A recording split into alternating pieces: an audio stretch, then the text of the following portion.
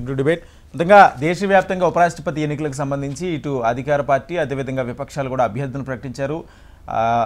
NDA కూటమి అభ్యర్థిగా CP Radhakrishna ప్రకటిస్తే ఇటు విపక్షాల అభ్యర్థిగా జస్టిస్ బి సుదర్శన్ రెడ్డిని కూడా ప్రకటించారు. అయితే ఇదే అంశానికి సంబంధించి నిన్న తెలంగాణ ముఖ్యమంత్రి రేవంత్ రెడ్డి ప్రెస్ మీట్ నిర్వహించి తెలుగు వ్యక్తి ఉపరాష్ట్రపతి అభ్యర్థిగా ఎన్నికవ్వాలి, దీనికి సంబంధించి తెలుగు రాష్ట్రాలను రాజకీయ పార్టీలు కూడా సహకారం అందించాలి, అటు ఏపీ ఇటు తెలంగాణలో అన్ని రాజకీయ పార్టీలను వ్యక్తిగతంగా రిక్వెస్ట్ చేస్తానంటూ కూడా ముఖ్యమంత్రి చెప్తున్నారు. అయితే సాధారణంగానే జరిగే ఎన్నికలు గత కొద్ది రోజుల నుంచి కూడా ఎందుకు జనరల్ ఎలక్షన్ తలపిస్తున్నాయి, అసలు ఉపరాష్ట్రపతి ఎన్నికను కూడా రాజకీయ పార్టీలు వాళ్ళు వాడుకుంటున్నారా? ఇదే అంశానికి సంబంధించి ఈరోజు డిబేట్ కంటిన్యూ చేద్దాం. మనతో పాటు డిబేట్లో డాక్టర్ చరణ్ కౌశిక్ యాదవ్ గారు ఉన్నారు, కాంగ్రెస్ అధికార ప్రతినిధి. అదేవిధంగా డాక్టర్ నరేష్ గారు, బీజేపీ అధికార ప్రతినిధి. అదేవిధంగా బచ్చు శ్రీనివాస్ గారు, బీఆర్ఎస్ సీనియర్ నాయకులు. నమస్తే అండి.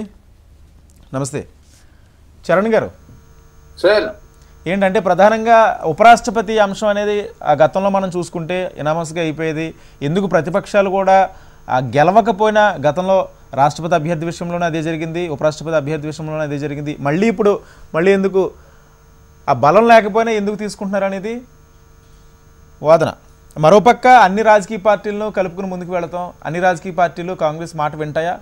తెలుగు రాష్ట్రాల్లో ఉన్న రాజకీయ పార్టీలు సార్, ఇప్పుడు ప్రధానంగా ఈ రోజే కాదు, 2004 అయినా 9 అయినా 14 అయినా తర్వాత 19లో అధికారంలోకి వచ్చినప్పుడైనా తర్వాత 24 అధికారంలోకి వచ్చిన తర్వాత అయినా కూడా రాష్ట్రపతి కావచ్చు ఉపరాష్ట్రపతి ఎలక్షన్ సంబంధించి ఏ పార్టీ అధికారం ఉన్నా ప్రతిపక్షంలో పార్టీలు కూడా క్యాండిడేట్ నిలిపే ప్రయత్నం జరుగుతూ ఉంది.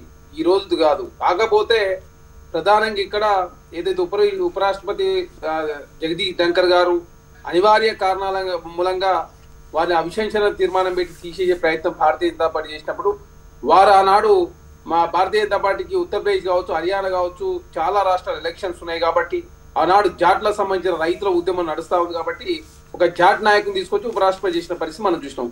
ఈరోజు తమిళనాడు ఎలక్షన్లు ఉన్నాయి కాబట్టి తమిళనాడు సంబంధించినటువంటి ఒక రాధాకృష్ణన్ గారిని ఏకంగా తెలుగు రాష్ట్రాలకు సంబంధించి కావచ్చు, అదేవిధంగా గతంలో పనిచేసిన వ్యక్తి కావచ్చు, వారిని తీసుకొచ్చి ఏకంగా ఎన్డీఏ అభ్యర్థి అని చెప్పేసి Bharatiya Janata Party parliament board decide చేసినటువంటి నాయకుని తీసుకొచ్చి ఎన్డీఏ అభ్యర్థి అని చెప్పేసి భారతీయ జనతా పార్టీ చెప్తా ఉంది.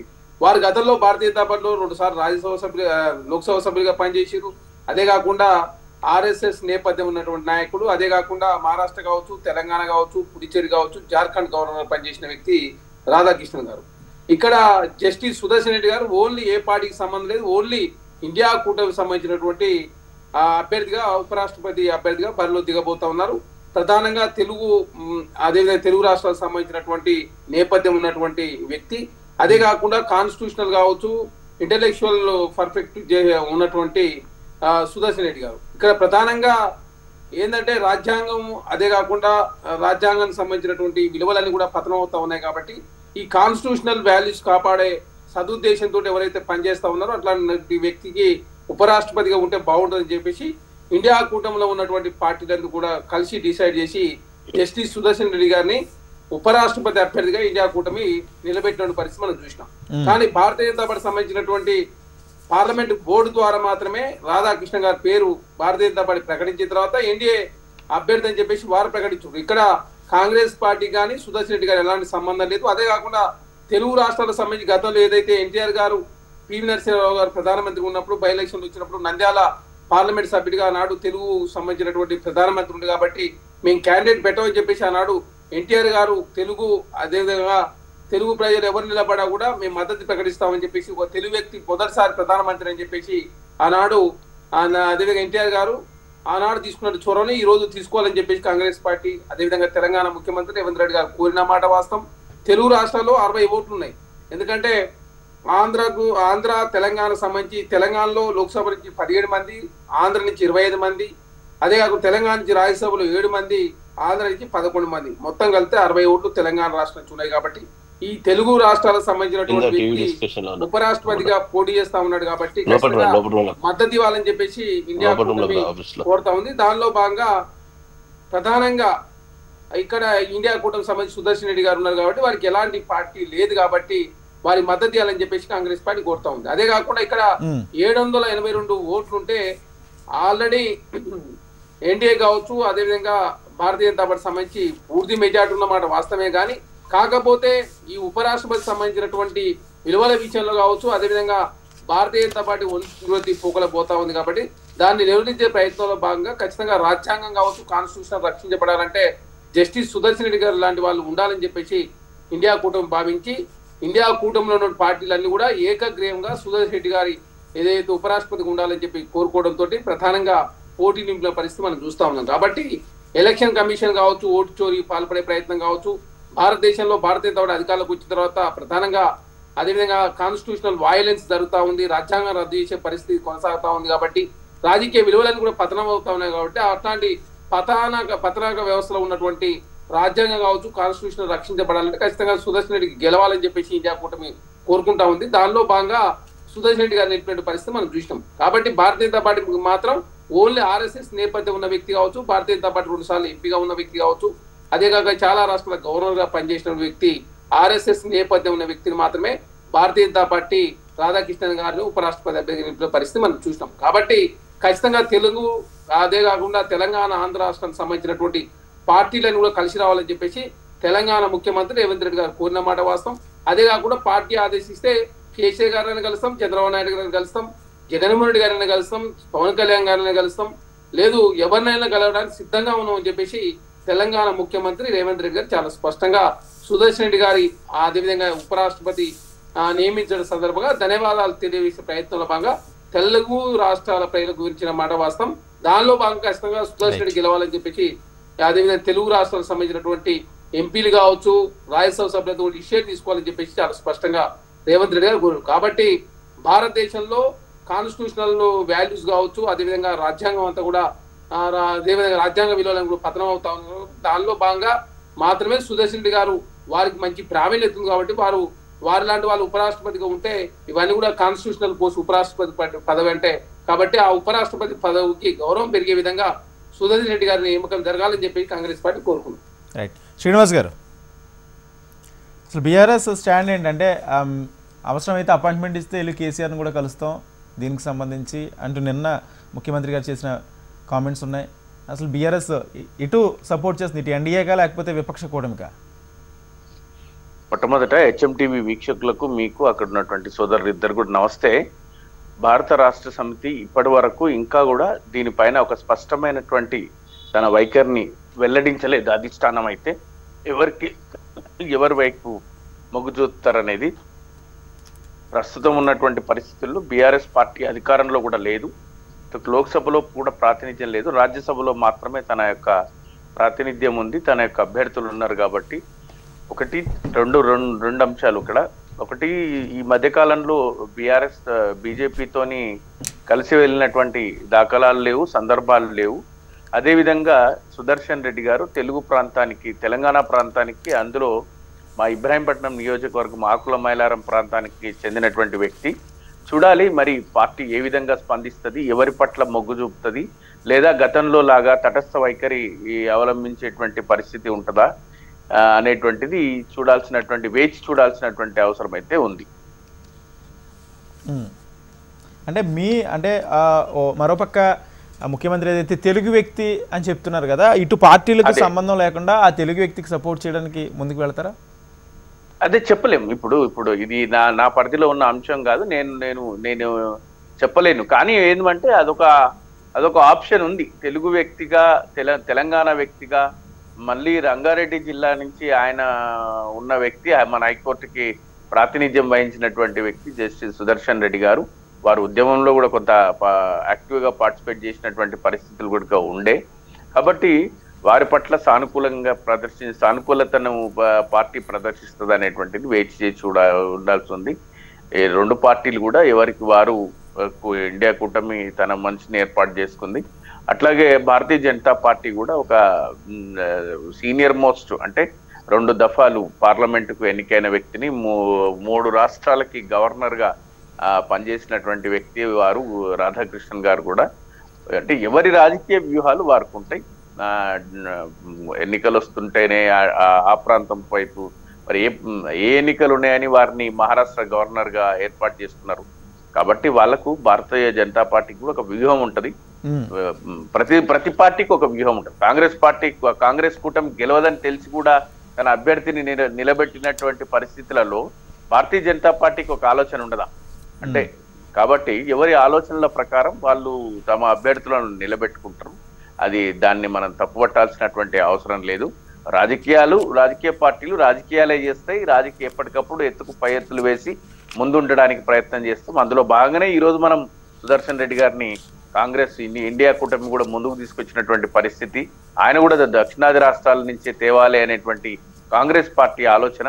అందులో అటు కాంగ్రెస్ ప్రధానంగా ప్రాతినిధ్యం వహిస్తుంది. కర్ణాటక, తెలంగాణలో తన బలాన్ని ఉంది, కొంత బలాన్ని కలిగి ఉంది. కాబట్టి దక్షిణాది రాష్ట్రాల నుంచి అయితే కొంత మనం ఓట్లు సాధించుకోవచ్చు అనేటువంటి ఆలోచనతోనే ఉంది.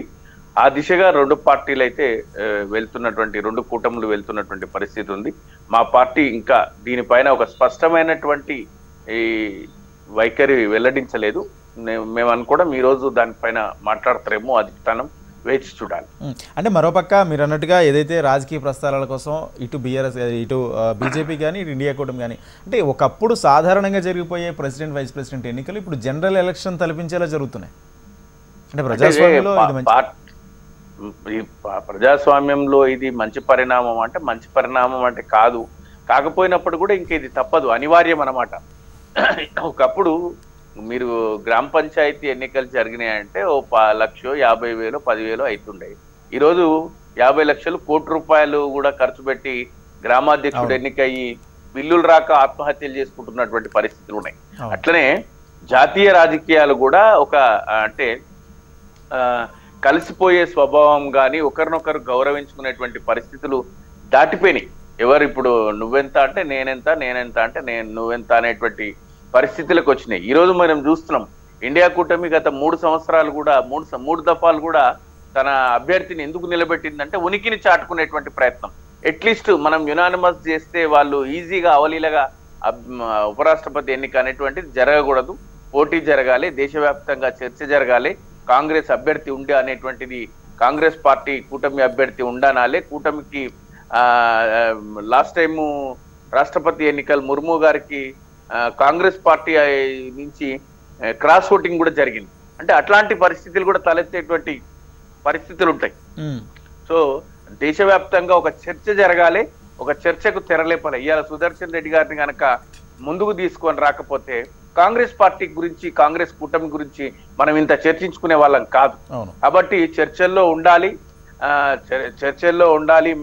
మేము అభ్యర్థి నిలబెట్టగలుగుతాం, మేము పోటీలో ఉన్నాం అని చెప్పేటువంటి ప్రయత్నం, తమ ఉనికిని కాపాడుకోవడానికి చేస్తున్న ప్రయత్నంగా మనం చూడాల్సినటువంటి అవసరం ఉంటుంది. రైట్. నరేష్ గారు నమస్తే. నరేష్ గారు మీ ఆడియో మ్యూట్లో ఉంది. నరేష్ గారు వినిపిస్తుంది. మీ ద్వారా HMTV ద్వారా తెలుగు ప్రజలందరికీ నమస్కారం అండి. నమస్తే. ఇప్పుడు కాంగ్రెస్ పార్టీ ముఖ్యంగా ఇప్పుడు 2 పక్షాలు ఉన్నాయి. మాది ఎన్డీఏ, వాళ్ళు ఇండియా అని కూటమి అని పెట్టుకున్నారు. ఇప్పుడు గెలుపు సాధ్యం కాదని తెలిసిన తర్వాత కూడా వారు మన సుదర్శన్ రెడ్డి గారిని తీసుకొచ్చి పెట్టి వారిని లాక్కరావడం తప్ప దాంట్లో విజయం సాధించలేదు. ఇక్కడ మనం విషయాలు గమనించాలి. సో ఈరోజు లోక్సభలో వాళ్ళకు మెజార్టీ లేదు, రాజ్యసభలోనే మెజార్టీ లేదు. శ్రీనివాస్ గారు చాలా చక్కగా చెప్పారు, గెలవాలని తెలిసి కూడా ఉనికి కోసం వారు నిలబెట్టినట్టే తప్ప దీంట్లో తెలుగు రాష్ట్రాల్లో మేము గతంలో ప్రధానమంత్రి పివి నరసింహారావుకు ఏదైతే తెలుగుదేశం పార్టీ పొత్తు పెట్టలేదని చెప్పి ఈరోజు ఊకదంపుడు ఉపన్యాసాలు మన ముఖ్యమంత్రి రేవంత్ రెడ్డి గారు ఇస్తున్నారు. అయ్యా ముఖ్యమంత్రి గారు వాస్తవం చరిత్ర తెలుసుకొని మాట్లాడండి. మీరు పివి నరసింహారావు గారు ప్రధానమంత్రి అయినాక జరిగిన ఆ 6 నెలల్లో జరిగిన ఎలక్షన్ లో వారిని, ఆ ఉప ఎన్నికల్లో వారిని మీరు సపోర్ట్ చేసిరు తప్ప ప్రధానమంత్రి కాకముందు మీరు సపోర్ట్ చేసిరా? ఒక తెలుగు వ్యక్తి దేశానికి ప్రధానమంత్రి చేసిన వ్యక్తికి, ఒక సిట్టింగ్ ప్రధానమంత్రికి ఎంపీ టికెట్ ఇవ్వని చరిత్ర మీ కాంగ్రెస్ పార్టీ చరిత్ర. ఒక తెలుగు వ్యక్తి చనిపోతే అక్కడ వాళ్ళని మినిమం కనీసం మీ యొక్క ఏఐసిసి ఆఫీస్ లో వారి యొక్క పార్థివ శరీరాన్ని పెట్టకుండా అవమానించిన చరిత్ర మీ కాంగ్రెస్ పార్టీ చరిత్ర. సో ఈ రోజు ఎక్కడ కూడా వారి ఆ యొక్క పివి నరసింహారావు కుటుంబానికి కానీ ఆయన కానీ గౌరవీయని పార్టీ. మీరు ఈరోజు అవకాశం ఎటొస్తే అటు మాట్లాడుతున్నారు. నెక్స్ట్ రాజ్యాంగం. కాంగ్రెస్ పార్టీ చేతగాని మాటలు మాట్లాడుతుంది. ఎలక్షన్స్ వస్తే గతం భారతీయ జనతా పార్టీ అధికారంలోకి వస్తే రాజ్యాంగాన్ని మారుస్తారు, దళితులకు అన్యాయం అయిపోతుంది, దళిత కళ్యాణం అయిపోతుంది మాట్లాడతారు. నేను ఒకటే అంటున్నాను, ఈరోజు దేశంలో అత్యధిక ఎంపీలు ఎమ్మెల్యేలు ఉన్న దళితులు ఉన్న పార్టీ ఏదైనా అంటే అది భారతీయ జనతా పార్టీలోనే. ఈరోజు ఒక దళితులని రాష్ట్రపతిని చేసిన పార్టీ, ఒక బలహీన వర్గాలను ప్రధానమంత్రి చేసిన పార్టీ ఏదైనా అంటే అది భారతీయ జనతా పార్టీలోనే. ఎక్కడ రాజ్యాంగాన్ని మార్చాము, ఎక్కడ చేశాము? కాబట్టి ఇదంతా పూర్తి అవాస్తవకము. వాళ్ళ యొక్క సర్వైవల్ కోసం, ఉనికి కోసం అబద్ధాలు ఆడి ప్రజలని మిస్గైడ్ చేయడం తప్ప ఈ రోజు కాంగ్రెస్ పార్టీ కంటే భారతీయ జనతా పార్టీ ఎన్డీఏ ప్రభుత్వం ఏదైతే నడుస్తుందో ఇక్కడనే దళితులకు సంబంధించి అవకాశాలు కావచ్చు, బలహీన వర్గాలకు అవకాశాలు కావచ్చు, రిజర్వేషన్ కానీ చాలా స్పష్టంగా అంటే క్లియర్ గా ఇంప్లిమెంట్ చేస్తున్నాం. ఈరోజు సరే సౌత్ ఇండియాకి సంబంధించి దక్షిణాది నుంచి రాధాకృష్ణన్ గారు ఒక సరే మీరు అన్నట్టు బాధ్యతగా రాజకీయ పార్టీ డెఫినెట్ గా తనకు సంబంధించిన తన ఐడియాలజీకి సంబంధించిన వ్యక్తిని పెట్టుకున్నారు. ఆర్ఎస్ఎస్ వ్యక్తిని పెట్టుకున్నారు అని చెప్పేసి. ఆర్ఎస్ఎస్ ఈ దేశభక్తి సంస్థ, ఈ దేశాన్ని ప్రేమించే, ఈ దేశం యొక్క విలువలు, ఈ దేశం యొక్క గొప్పతనాన్ని చాటి చెప్పే ఒక మనిషిని తయారు చేసి భారతదేశం అంటే ఏంది, దాని అర్థం ఏంది, భారతీయుల యొక్క సాహసాలు ఏంది, భారతదేశాన్ని ఏ విధంగా మనం ఫస్ట్ దేశము తర్వాత ఇల్లు అనుకోవాలని చెప్పేసి ఒక మంచి నీతి సూత్రాలతోటి ఒక వ్యక్తిలో పెంపొందించి సంస్థ ఆర్ఎస్ఎస్.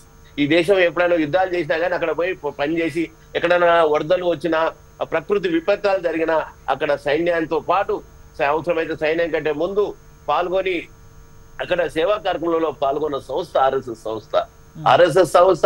ఆ ఆర్ఎస్ఎస్ సంస్థలోనే కదా జ్ఞానోదయమై నువ్వు రాజకీయాలకు వచ్చింది. ఈరోజు ఆర్ఎస్ఎస్ సంస్థ నీకు విలన్ అయిపోయింది. ఆ ఆర్ఎస్ఎస్ సంస్థలైనా కదా నీ జీవితంలో 2 సంవత్సరాలు ఫుల్ టైమర్ గా పనిచేసింది.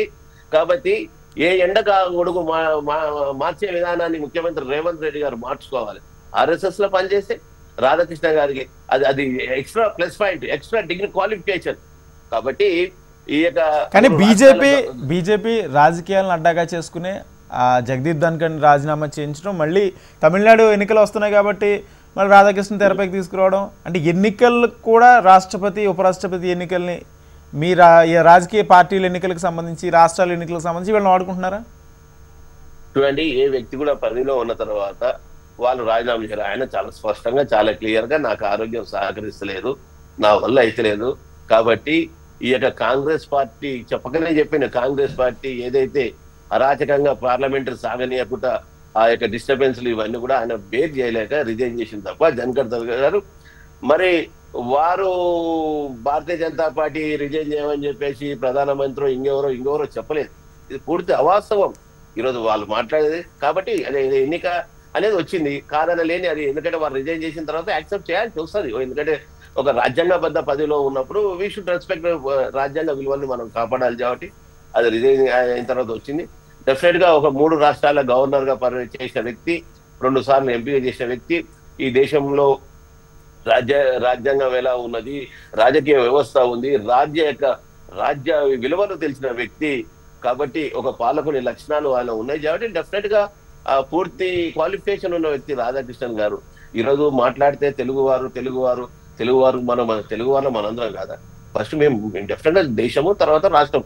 ఆ యొక్క ఎన్టీఆర్ కూడా తెలుగు ఆత్మాభిమానం కోసం మాట్లాడిన ఎన్టీ రామారావు కూడా ఫస్ట్ నేను భారతీయులు అన్నాడు, తర్వాత తెలుగు వాడిని అన్నాడు. కాబట్టి ఇక్కడ ఈ విషయానికి ఇవి కాదు.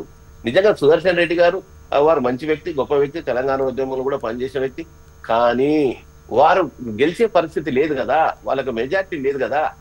వారిని లాక్క రావడం అంటే ఎన్డీఏ అభ్యర్థి, ఎందుకంటే ఏ విపక్షాలు అయితే దాంట్లో ఉన్న ఏదైతే అలయన్స్ పార్టీలు ఈ ఎలక్షన్ పేరు మీద ఎన్డీఏకి యాడ్ అటాచ్ అవుతాయో, లేకపోతే మనం నిలబెట్టకపోతే మన యొక్క ఇండియా యొక్క కూటమి యొక్క అస్తిత్వం పోతుంది అని చెప్పేసి ఉనికి కోసం పోరాటం తప్ప ఇలా గెలుపు సాధ్యం కాదన్న తర్వాత వాళ్ళు నిలబెట్టడం రాంగ్.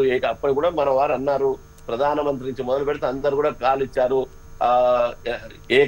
అంటే ఎన్నుకుందాము అందరూ ఒపీనియన్ తోటి అని చెప్పడం జరిగింది, రండి సహకరించండి అని పెట్టిన తర్వాత డెఫినెట్ గా ఎలక్షన్ జరుగుతుంది.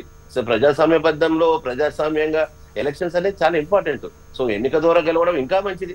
కాబట్టి డెఫినెట్ గా అతని యొక్క విజయం కన్ఫర్మ్. కాబట్టి రాధాకృష్ణన్ గారి ఇక్కడ సుదర్శన్ రెడ్డి గారిని లాక్కొచ్చి ఆయనకేదో వ్యతిరేకం అనేది విషయం కావద్దు. ప్రాక్టికల్ గా వాస్తవాలు, ఎందుకంటే తెలుగు రాష్ట్రాల ప్రజలు నిజంగా తెలుగు వాని కోసం ఓటేసినా కానీ గెలవడు, ఎందుకంటే అపూర్తి మెజారిటీ లేదు. కాబట్టి ఎన్డీఏ పక్షాలు ఉన్నాయి. డెఫినెట్ గా ఎన్డీఏలో ప్రభుత్వంలో ఉన్నప్పుడు ప్రభుత్వం యొక్క భాగస్వామి అక్కడ తెలుగుదేశం పార్టీ కావచ్చు, పవన్ కళ్యాణ్ పార్టీ కావచ్చు. సో మా యొక్క పార్టీని కాదని, మా యొక్క కూటమిని కాదని మేము ఇంకొక ఎట్లేస్తామండి? సో ఈరోజు ఈ విధంగా ఇదంతా కాని విషయం. సో వారిని లాక్కరావడం, అది చర్చ తీసుకురావడం తప్ప మాట్లాడితే ఇంకోటి పూర్తిగా నేను ఆక్షేపించేది ఏంటంటే, రాజ్యాంగాన్ని మారుస్తారు. రాజ్యాంగం ఎక్కడ ఏ విధంగా మారుస్తారు? రాజ్యాంగాన్ని కూని చేసింది కాంగ్రెస్ పార్టీ. ఈ దేశంలో ఎమర్జెన్సీని తీసుకొచ్చింది కాంగ్రెస్ పార్టీ. ఈ దేశంలో రాజ్యాంగంలో ఏదైతే ఉన్నారో క్రియాశీలకంగా ఉన్న బిఆర్ అంబేద్కర్ ని ఓడగొట్టింది కాంగ్రెస్ పార్టీ.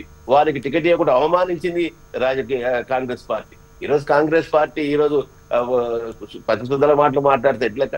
కాబట్టి ఇవన్నీ సాధ్యం కాని విషయం. వాళ్ళు just they are fighting for their survival. వారి యొక్క ఉనికి కోసం పోరాటం. మా శ్రీనివాస్ గారు చాలా చక్కగా చెప్పారు, ఉనికి కోసం పోరాటం తప్ప. ఖచ్చితంగా కాంగ్రెస్ అనే కాదు, బీజేపీ కూడా ఉనికి కోసమే కదా. ఇప్పుడు బీజేపీ తమిళనాడుకి సంబంధించిన వ్యక్తిని తెరపైకి తీసుకురావడం, తమిళనాడు ఎన్నికలో ఉనికి అనేది వాళ్ళు అంటున్నారు. చూడండి, గతంలోనే వెంకయ్య నాయుడు గారిని కూడా మేము నిలబెట్టాము ఒక సౌత్ ఇండియన్ నుంచి. వారు ఉనికి కోసం అయితే నిలబెట్టలేదే. కాబట్టి ఇది తమిళనాడు రాజకీయాలలో, తమిళనాడులో మేమేంది, మా బలం ఏంది, గతంలో మేము ఏ విధంగా ఉన్నాము, గతంలో అన్నమల్లయ్య గారు ప్రెసిడెంట్ అయిన తర్వాత మా ఓటింగ్ శాతం ఎంత పెరిగింది ఏంటి అనేది ఇవన్నీ మాకు తెలుసు. ఉనికి కోసం రాజకీయాలు చేయాల్సిన అవసరం మాకు లేదు, ఎందుకంటే పూర్తి మెజారిటీ మాకున్నది. డెఫినెట్ గా ఒక అన్ని క్వాలిఫికేషన్స్ ఉన్న వ్యక్తి కాబట్టి మేము నిలబెట్టాం. దాని ఉనికి కోసం అని ఎలా అంటారు? దేశం ఎంత ఒక విషయాలు ఉన్న 29 రాష్ట్రాలు, కేంద్ర పాలిత ప్రాంతాలలో ఒక రాష్ట్రంలో మా యొక్క క్యాండిడేట్ పెట్టడం వల్ల మా యొక్క ఉనికి ఉంటుందా? ఈరోజు మెజార్టీ రాష్ట్రాలలో మేము అధికారంలో ఉన్నాము. కాబట్టి ఇది పూర్తి నోటికి ఏదొస్తుంది మాట్లాడితే ఎలా నడుస్తుంది? ప్రజలు వాస్తవాలు గమనిస్తున్నారు. చరణ్ గారు సార్, ఇక భారతీయ జనతా పార్టీ నీతుల గురించి మాట్లాడితే తెలంగాణ సమాజం, భారతదేశ ప్రజలు కూడా, ఎందుకంటే చూస్తా ఉన్నారు, మీరు చూస్తా భారత రత్న కూడా మీరు ఎవరెవరికి ఇస్తున్నారో రాజకీయాల కోసం దేశ ప్రజలంతా చూస్తున్నారు కదా. చిరంజీవి కావచ్చు, అదే కాకుండా మీరు బీహార్ లో సంబంధించినటువంటి వ్యక్తికి ఏ విధంగా ఇచ్చారు, తర్వాత ఎలక్షన్లు వచ్చినప్పుడే భారత రత్న ఎందుకు ఇస్తా ఉన్నారు, తర్వాత ఉపరాష్ట్రపతి ఇప్పుడు రాధాకృష్ణ గారు ఎందుకు పెట్టిరు, తెలుగు రాష్ట్రాలకు సంబంధించి దత్తాత్రేయ గారికి ఇవ్వాలని చెప్పి తెలంగాణ ముఖ్యమంత్రి చాలా స్పష్టంగా మరి దత్తాత్రేయ గారికి లేనిది రాధాకృష్ణ గారికి ఉంది. దత్తాత్రేయ గారు గవర్నర్ పనిచేయలేదా, కేంద్ర మంత్రిగా పనిచేయలేదా, వారు బీసీ నాయకుడు కదా, ఆర్ఎస్ఎస్ లేరా? ఇవన్నీ మాట్లాడుకోకపోతే చాలా పెద్ద లెంతీ సబ్జెక్ట్. కాకపోతే జగదీప్ ధంకర్ గారిని అవమానించిన మాట వాస్తవం. వారు ఆరోగ్య కారణాలు చూసి రాజీనామా చేసి చెప్పారు, కానీ వారి మీద అభిశంసన తీర్మానం పెడతామని చెప్పేసి ప్రతిపక్షాలకు సంబంధించినటువంటి ఏదైతే బిల్లులు ఆమోదించిండో చర్చకు, అదే కాకుండా ఏదైతే రమేష్ యాదవ్ అని చెప్పేసి ఏదైతే గుజరాత్ హైకోర్టు సంబంధించినటువంటి అదే జడ్జి గారి విషయంలో కావచ్చు, ఇవన్నీ విషయంలో అభిశంసన తీర్మానాన్ని ఆమోదించింది. కాబట్టి ఒక బీసీ జాట్ సంబంధించిన నాయకులను అవమానించి ఈ రోజు భారతీయ జనతా ఉపరాష్ట్రపతి పదవి రాజీనామా చేసిన పరిస్థితి మనం చూసినాం. రాజకీయాలు ఉపరాష్ట్రపతి మీద కూడా రాజకీయాలు చేసేది భారతీయ జనతా పార్టీ, మేం కాదు.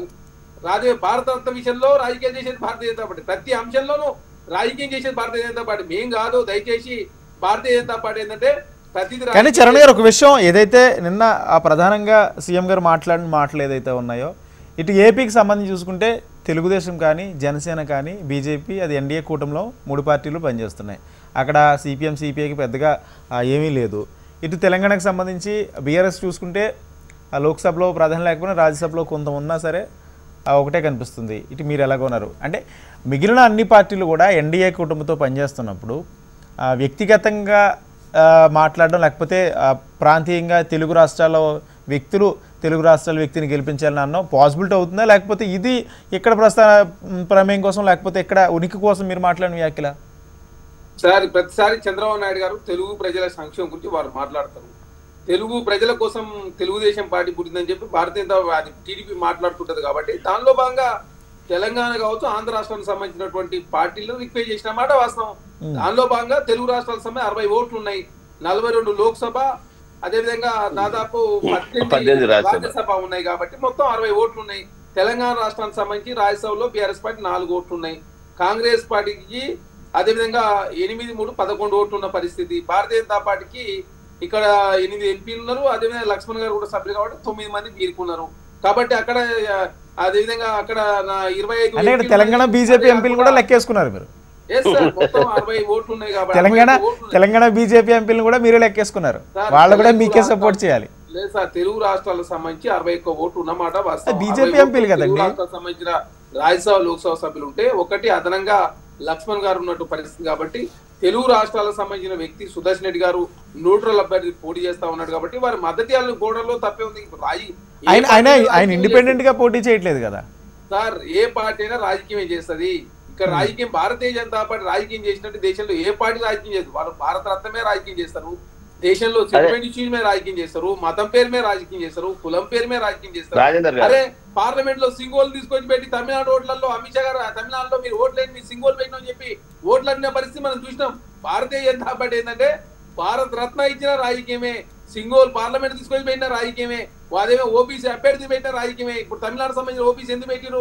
అక్కడ రేపు ఎలక్షన్ జరగబోతా ఉన్నాయి కాబట్టి వారి ఓట్లు మీ తమిళనాడు సంబంధించిన వ్యక్తిని పెట్టింది కాబట్టి మాకు ఓట్లు వేయండి చెప్పే ప్రయత్నాలు బాగా భారతీయ జనతా పార్టీ ముందుకు పోతుంది.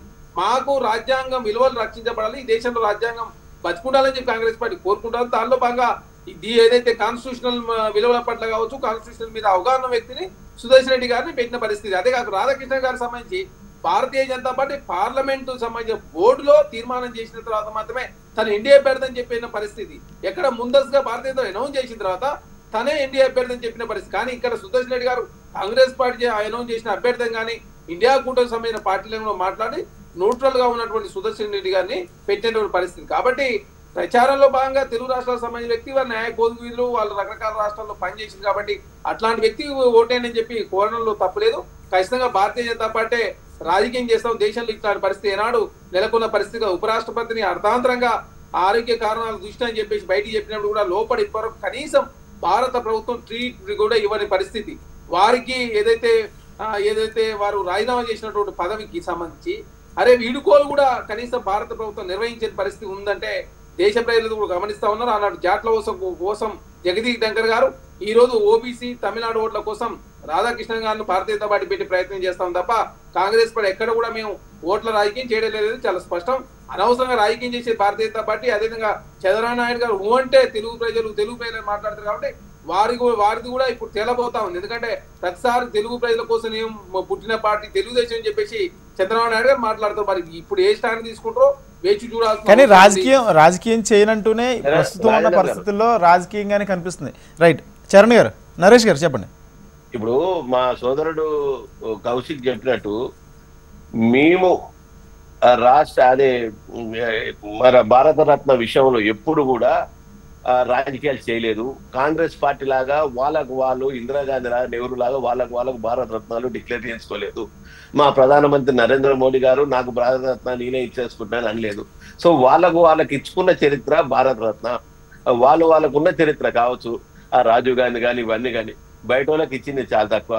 సో కాబట్టి ఈ దేశంలో నిజంగా కూడా ప్రతిపక్ష నాయకులకు ఈ దేశం కోసం పోరాటం చేసిన వాళ్ళకు భారతరత్న ఇచ్చి గౌరవించిన పార్టీ ఏదైనా ఉందంటే అది అంబేద్కర్ నుంచి మొదలు పెడితే ఇప్పటి వరకు అది ఓన్లీ భారతీయ జనతా పార్టీ నడుస్తున్న ఎన్డీఏ ప్రభుత్వంలోనే ఇవ్వడం జరిగింది. కాబట్టి భారతరత్న విషయంలో మా సోదరుడు మళ్ళీసారి ఆలోచించుకోవాలి. సెల్ఫ్ డిక్లేర్ చేసుకున్న పార్టీ ఎవరికి వాళ్ళకి ఇచ్చుకున్న పార్టీ మిత్రమా నేను మధ్యలో చరణ్ సింగ్ ను రాష్ట్రపతి అనౌన్స్ మిత్రమా చరణ్ నువ్వు మాట్లాడుతుంటే ఎందుకంటే నేను మాట్లాడుతుంటే నాకు వచ్చిన కానీ వద్దులే, ఎందుకంటే మనం ఉన్న అంత జూమ్ కాల్లో ఉన్నాం కాబట్టి డిస్టర్బ్ అవుతుంది వాయిస్.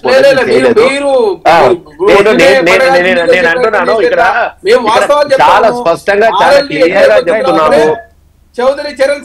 అన్ని విషయాలలో అన్ని విషయాలలో మీరు సొంత స్వప్రయోజనాలకు ఆడుకున్నారు తప్ప దేశ ప్రయోజనాల దృష్టి ఎన్నడూ కూడా పనిచేయని పార్టీ. ఈరోజు ఇంత పెద్ద భారతదేశం ప్రపంచంలో అతిపెద్ద భారతదేశ ప్రజాస్వామ్య వ్యవస్థలో నిజంగా రాజ్యాంగం గురించి మీరు మాట్లాడతారు. ఆ బుక్ తీసుకొని దాంట్లో ఏమున్నదో ఏ పేజ్ ఏముందో కూడా తెలియదు, ఒక చిన్న బుక్ తీసుకొని ఆయన తిరుగుతాడు. ఈరోజు రాజ్యాంగం గురించి మాట్లాడుతూ అంటే ఎన్డీఏ ఉపరాష్ట్రపతి గెలిస్తే కూడా రాజ్యాంగాన్ని మారుస్తారా? ఏ ఉద్దేశంతో మీరు ఈ విధంగా మాట్లాడుతున్నారు? ఎట్లా మాట్లాడుతున్నారు మీరు? కాబట్టి ఇది పూర్తిగా అవాస్తవం. సో ఇది పూర్తిగా అబద్ధాలు ఇంకా చెప్పడం మానుకోండి. నిజంగా ఒక ఉపరాష్ట్రపతి అభ్యర్థిని పెట్టడం వల్ల రాజ్యాంగాన్ని మారుస్తారని ఏ విధంగా ఈ రోజు రేవంత్ రెడ్డి గారు మాట్లాడతారు? అంటే అంతు పొందుండదా? నోటికి ఏది వస్తే అది మాట్లాడమని ఒక ముఖ్యమంత్రి పదవి రేసులో ఉండి. కాబట్టి ఇలాంటి వ్యక్తులు నిజంగా ఇలాంటి ఈ కాంగ్రెస్ పార్టీ 100% మా శ్రీనివాస్ గారు అన్నట్టు, ఫస్ట్ శ్రీనివాస్ గారు మా మిత్రుడు అన్నట్టు డెఫినెట్ గా వాళ్ళు ఈరోజు కాంగ్రెస్ పార్టీ ఉనికి కోసమే ప్రయత్నం తప్ప మధ్యలో పాపం సుదర్శన్ రెడ్డి గారిని తీసుకొచ్చి వారిని ఆగం చేయడం తప్ప ఇక్కడ ఏమీ లేదు, సాధించేది ఏం లేదు. మళ్ళీ చెప్తున్నాను, ప్రధానమంత్రిగా మాజీ పివి నరసింహారావుని ఆయన ప్రధాని అయినాక ఎట్టి పరిస్థితులకి ఆయన ప్రధాని ఉన్నాడు కాబట్టి ఏదో మెప్పు కోసం ఆ రోజు తెలుగు వారి మీద మేము పోటీ పెట్టాలన్నది, పోటీ పెట్టినా కానీ ఘోరంగా ఓడిపోతున్నాయి కాబట్టి ఎందుకంటే ఒక ప్రధానమంత్రి కాబట్టి ఇది మీరు గుర్తుపెట్టుకోవాలి. కానీ మీకు ఏది దొరికితే అది అడ్డగోలుగా మాట్లాడితే రాజ్యాంగం ఆ ఎలక్షన్లలో కూడా మళ్ళీ చెప్తున్నాను, ఎలక్షన్లలో కూడా అదే రాజ్యాంగాన్ని మారుస్తారు, 400 సీట్లు పైకి వస్తే రాజ్యాంగాన్ని మారుతారు. ఈ రాజ్యాంగాన్ని గౌరవించింది మేము, ఈ రాజ్యాంగాన్ని దానికి విలువలని దాన్ని రాసిన వ్యక్తిని ఆయన యొక్క ఉన్న నివాసాల ఉన్న ప్రాంతాలని పంచతీర్థాలుగా పెట్టి ఆ అన్నిటిని రెస్పెక్ట్ చేసి ఆయన ఉన్న వీళ్ళు ఆయన చదువుకున్న ఏరియా అటు లండన్ నుంచి మొదలు పెడితే ఇక్కడ వరకు వారిని గౌరవించి అవన్నీ ఒక దేవాలయాలుగా మార్చిన పార్టీ భారతీయ జనతా పార్టీ. ఈ రోజు మీరు మాట్లాడితే నువ్వు ఏదొస్తే అది మాట్లాడితే ఎట్లగా మిత్రమా చరణ్. కాబట్టి ప్రజలు అన్ని గమనిస్తున్నారు, విశ్వసనీయత మా మీద విశ్వసనీయత ఉంది కాబట్టి ఈ రోజు ప్రజలు మాకు పట్టం కడుతున్నారు, మేము విజయాలు సాధిస్తున్నాం. ఒక నిమిషం శ్రీనివాస్ గారు, ఇక్కడ ఒక పాయింట్ ఏంటంటే ప్రతి సందర్భంలోనూ ముఖ్యమంత్రి ప్రెస్ మీట్ పెట్టి కేసీఆర్ని కలుస్తాము అపాయింట్మెంట్ ఇస్తే ప్రతి సందర్భంలో నిన్న కానీ లేకపోతే గతంలో పార్లమెంట్ అసెంబ్లీ సమావేశాలకు సంబంధించి కానీ లేకపోతే మిగిలిన అంశాలకు సంబంధించి కానీ ఎందుకు బీఆర్ఎస్ అంటే దూరంగా ఉంటుందా లేకపోతే ప్రభుత్వానికి సలహాలు ఇవ్వాలన్నప్పుడు స్పందించట్లేదా? ఈ స్టాండ్ ఎందుకు తీసుకుంటుంది? అది చాలా పొరపాటు అండి. బీఆర్ఎస్ పార్టీ పక్షాన ఒక హరీష్ రావు గారు కానీ కేటీఆర్ గారు కానీ ప్రతి సందర్భంలో క్షేత్రస్థాయిలో అంటే పార్లమెంట్ అసెంబ్లీ వెలుపల కానీ అసెంబ్లీ బయట కానీ అసెంబ్లీ లోపల కానీ అసెంబ్లీ వెలుపల కానీ వాళ్ళు ఎత్తుకున్నటువంటి అనేక అంశాలు, వాళ్ళు తీసుకొచ్చినటువంటి ప్రధానంగా వాళ్ళు మాట్లాడే అంశాలు, రాష్ట్ర ప్రభుత్వాన్ని ఏర్పాటు చేసిన తర్వాత వాళ్ళు మాట్లాడే అంశాలు రుణమాఫీ ఒకటి, గ్యాస్ ఒకటి, గ్యాస్ అయితే అది పెద్ద బోకసు, రుణమాఫీ ఒకటి, జీరో బిల్లులు ఒకటి వాళ్ళు మాట్లాడేటివి, బస్సు ఫ్రీ ఒకటి, ఆర్థిక పరిస్థితులు రాష్ట్ర ఆర్థిక పరిస్థితులు ఒకటి, హైడ్రా ఒకటి, దాంతో పాటు ఇంకోటి ఉంది డిపి తయారు చేయకుండానే ఇంకా రోజు దాని గురించి మాట్లాడతారు, మూసీ గురించి మాట్లాడతారు. ఇవే వాళ్ళ ఇప్పటి వరకు వాళ్ళు తీసుకొచ్చినటువంటి రాష్ట్ర ప్రభుత్వం ఏర్పడ్డ తర్వాత వాళ్ళు మాట్లాడే అంశాలు. ఈ ప్రతి అంశంలో కూడా ప్రభుత్వాన్ని నిలదీసి ప్రజలకు మేలు జరిగే విధంగా మాట్లాడినటువంటి వ్యక్తులు, ఒక నిర్మాణాత్మకమైనటువంటి ప్రతిపక్షంగా మాట్లాడింది ఏదైనా ఉంది అంటే బీఆర్ఎస్ తనకిచ్చిన ప్రజలిచ్చిన బాధ్యతను మాట్లాడుతుంది. అయితే వాళ్ళ బాధంతా ఏంటంటే ఏ విధంగా కేసీఆర్ గారు మాట్లాడాలి, కేసీఆర్ గారు మౌనంగా ఉన్నారు కాబట్టి కేసీఆర్ గారు మాట్లాడే దానికోసం ముఖ్యమంత్రి గారు కలుస్తామనో లేకపోతే ఇంకేదో ప్రజలలో అదొక చర్చకు తెరలేవాలనేటువంటి ప్రయత్నంలో భాగంగా అది చేస్తా ఉన్నారు అంతే తప్పగాని, సరే వాళ్ళ ఇష్టం. నిజంగా కేసీఆర్ గారు అవకాశం ఇస్తే ముఖ్యమంత్రి గారు వాళ్ళు ఇండియా కూటమిలో ప్రధానంగా మాట్లాడే వ్యక్తులు ఈరోజు ఎవరైనా ఉన్నారంటే ప్రధాన వ్యక్తిగా మన ఒక రకంగా ముఖ్యమంత్రి గారిని అభినందించాలి. రాహుల్ గాంధీ గారు ఏ కార్యక్రమం చేపట్టినా కూడా దాంట్లో దక్షిణాది నుంచి సిద్ధరామయ్య గారి కంటే ఎక్కువ రేవంత్ రెడ్డి గారు మాట్లాడుతున్నారు. రేవంత్ రెడ్డి గారు రెండు అడుగులు యువకుడు, 2 అడుగులు ముందుకేసి అట్లా తెలుగు వాదాన్ని తీసుకురావడము, లేకపోతే నేను కేసీఆర్ గారిని కలుస్తానడము. కాంగ్రెస్ పార్టీ ప్రధానమంత్రి పివి నరసింహారావు గారి గురించి మాట్లాడుతుంటే చాలా హాస్యాస్పదంగా నవ్వొస్తుంది. ఒక ఫైనాన్షియల్ ఆర్కిటెక్ట్ ఆఫ్ ఇండియాను వాళ్ళు తల పూర్తిగా కాలకుండా చేసినటువంటి పరిస్థితి, ఏఐసిసి ఆఫీస్ లో ఉంచని పరిస్థితి, అంత దౌర్భాగ్య పరిస్థితి, అంత ఘోరంగా అవమానించినటువంటి పరిస్థితి. ఆయన ఎన్నిక అయిన తర్వాత టీడీపీ నంద్యాల నుంచి తన అభ్యర్థిని నిలబెట్టకుండా ఆ రోజు ఎన్నిక జరిగినటువంటి పరిస్థితి. దాన్ని తీసుకొచ్చి సుదర్శన్ రెడ్డి గారికి 62 మంది వేయాలి, పోనీ వేస్తే ఏమో చెప్పలేము. మరి బీఆర్ఎస్ పార్టీ నిర్ణయం ఏ విధంగా తీసుకుంటుందో, బీజేపీ వేస్తుందా అనండి తమ 9 ఓట్లు, లేకపోతే చంద్రబాబు నాయుడు వేస్తాడా కూటమిలో ఉండి, జనసేన వేస్తుందా, అట్లనే అక్కడ ఉన్నటువంటి జగన్మోహన్ రెడ్డి గారు కూడా ఇవాళ కూటమిలోని భాగస్వామి పరోక్షంగా ఆయన వేస్తారా? కానీ ఇవన్నీ ఏమంటే ఇదంతా చర్చ జరగాలి, ఇదంతా జాతీయ స్థాయిలో చర్చ జరగాలి. ఇండియా కూటమి పక్షాన మేమందరితో మాట్లాడినాము, అందరితోని అంటే ఎదుటోళ్ల మీద తప్పులు పెట్టే ప్రయత్నం, లేకపోతే తప్పులు ఎంచే ప్రయత్నం, తప్పులు తీసే ప్రయత్నంలో భాగంగా ఇండియా కూటమి తన అస్తిత్వాన్ని, తన ఉనికిని నిలబెట్టుకునే విధంగా జాతీయ స్థాయిలో మేము సైతం ఉపరాష్ట్రపతి ఎన్నికకు మాకు మాత్రం అభ్యర్థులు ఉన్నారు, రేపొద్దున అభ్యర్థులే లేరని ప్రచారం చేసే ప్రమాదం ఉంది బీజేపీ ఇండియా కూటమికి. అట్లాంటి పరిస్థితులలో మాకు అభ్యర్థి ఉన్నాడు, మేము ఒక అభ్యర్థిని పెట్టుకొచ్చాము అని చెప్పడం కోసం చేసే ప్రయత్నంగానే ఇది జరుగుతుంది. ఇది అందరికీ తెలుసు. ఇప్పుడు రాధాకృష్ణన్ గారిని ఎన్నిక చేసిండ్రు, ఎలక్షన్స్ వచ్చినప్పుడు చేస్తున్నారు, మరి ఎలక్షన్స్ వచ్చినప్పుడే చేస్తారు ఎవరైనా, ఏ పార్టీ అయినా తన పై చేయి పెట్టడానికి. అట్లా అంటే భారత జాతీయ కాంగ్రెస్ ప్రభుత్వాలను కూల్చేసింది, రాష్ట్ర ప్రభుత్వాలను రద్దు చేసింది, ఎమర్జెన్సీని తీసుకొచ్చింది, ఇందిరాగాంధీ తన పంతం నెగ్గించుకోవడానికి ఎన్నో పనులు చేసింది. ప్రభుత్వంలో ఉన్నప్పుడు తన పై చేయి చేసుకోవడానికి ఎన్నో పనులు చేస్తారు. అది కాంగ్రెస్ ఏం తక్కువ కాదు, లేకపోతే బీజేపీ ఏం తక్కువ కాదు, ఎవరేం తక్కువ కాదు. అందరూ కూడా రాజకీయాలలో ఉన్న వ్యక్తులు తమ రాజకీయ పార్టీలు అస్తమానం తమ ఉనికిని, తమ ఆధిపత్యాన్ని, తమ యొక్క ప్రభుత్వంలో తాము ఉండే విధంగానే చూసుకుంటారు. అది ఉపరాష్ట్రపతి ఎన్నిక వచ్చినా, రాష్ట్రపతి ఎన్నిక వచ్చినా, ఏ ఎన్నిక వచ్చినా కూడా ఈ తంతు జరుగుతూనే ఉంటుంది. రైట్. ఫైనల్ గా చరణ్ గారు ఏమంటారు? సార్, ఇప్పుడు భారతీయ జనతా పార్టీ నీతులు చెప్తే దేశ ప్రజలు నమ్మడానికి సిద్ధంగా లేరు. మీరు చూస్తాం 2024 భారత రత్న అవార్డులు ఇచ్చేటప్పుడు కర్పూర్ ఠాగూర్ గారిని నితీష్ కుమార్ గారు చెప్తే ఒక విషయం చెప్పండి. అదే చెప్తా ఉన్నా. ఆర్ఎల్ఈ సంబంధించి 2024 ఎన్డీఏ కూటమి లేరు. కానీ భారత రత్న చరణ్ సింగ్ గారికి ఇచ్చిన తర్వాత మాత్రమే జయంత్ సింగ్ గారు వచ్చి ఎన్డీఏలో జాయిన్ అయిన పరిస్థితి మనం చూసినాం. తెలుగు రాష్ట్రాలు పివి నరసింహరావు గారు తెలుగు రాష్ట్రాల ప్రజల ఓట్ల కోసం పివి నరసింహ భారత రత్న, అద్వానీ గారికి ఏ పొద్దు బాగుండదు కాబట్టి అద్వానీ గారికి ఒక భారత రత్న ఇచ్చే పరిస్థితి, పద్మశ్రీ ఇచ్చిన ఏది అయినా భారతీయ జనతా పార్టీ రాజకీయం చేస్తుంది. వారిలాగా మేము రక్షించబడాలని కోరుకుంటా ఉంది. థ్యాంక్ యూ చరణ్ గారు. రైట్. థ్యాంక్ యూ చరణ్ గారు, థ్యాంక్ యూ నరేష్ గారు, థ్యాంక్ యూ శ్రీనివాస్ గారు. మొత్తంగా ఉపరాష్ట్రపతి ఎన్నికకి సంబంధించి ఇటు దేశవ్యాప్తంగా ఎన్డీఏ కూటమి కానీ విపక్ష కూటములు కానీ అభ్యర్థి నిలబడుతుంది. ఈ నేపథ్యంలో నిన్న తెలంగాణ ముఖ్యమంత్రి రేవంత్ రెడ్డి చేసిన వ్యాఖ్యలు కూడా కీలకంగా కానున్నాయి. తెలుగు రాష్ట్రాలకు సంబంధించిన రాజకీయ పార్టీలు అన్నీ కలిసి ఏకతాటిపైకి తీసుకొస్తాం, తెలుగు వ్యక్తిని ఉపరాష్ట్రపతి అభ్యర్థిగా గెలిపించేందుకు శక్తివంచం లేకుండా కృషి చేస్తామని చెప్తున్నారు. చూడాలి ముందుకు వెళ్ళే టైంకి ఏ పార్టీలు సపోర్ట్ చేస్తాయో, తెలుగు రాష్ట్రాల్లో ఉన్న ఎన్ని రాజకీయ పార్టీలు ఎంతమంది ఎంపీలు సపోర్ట్ చేస్తారో చూడాలి. ఇది వాళ్ళ news analysis discussion. Keep watching HM TV.